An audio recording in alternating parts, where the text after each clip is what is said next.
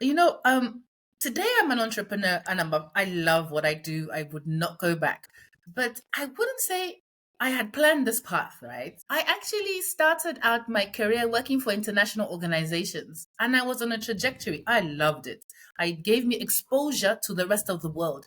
It gave me an opportunity to also understand development, national development, economic development, social development at a very systems level, broad scale, and global level. And I enjoyed working on programs that support countries to develop when I was working for the United Nations. And I was on a trajectory and a career and course.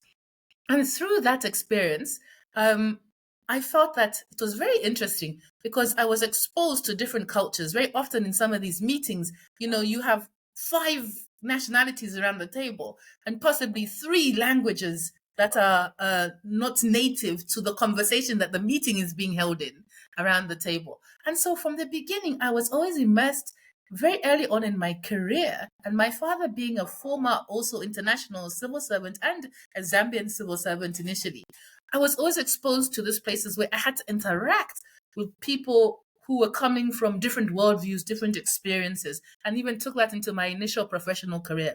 So for 10 years, I was running international programs and supporting development in different ways.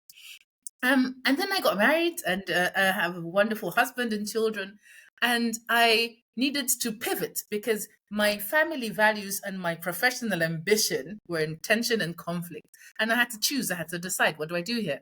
And so I chose to follow the path of starting to support our family and start our family, and follow my husband's career. And in that process, I then realized that I was struggling with that decision, although it made sense from a values perspective. It actually questioned my own identity because until then, my professional identity was who I was. I was my CV, I was my role. And I had to go through coaching, and coaching Mm. helped me understand the competencies I have that are transferable into something else, that the hat and career and title are just trimmings and labels that can be taken away anytime, but the value is still there. And it was through that coaching process that I realized, okay, my academic background is management. I love working with people. I love organizational systems and how getting things done. And so through the coaching, I thought, let me use some of the tools I've learned to help other people. And let me do it in a way where I can manage my time so I can try and balance the family, but also still sustain my own purpose and what I'm passionate about, and also have a career out of it.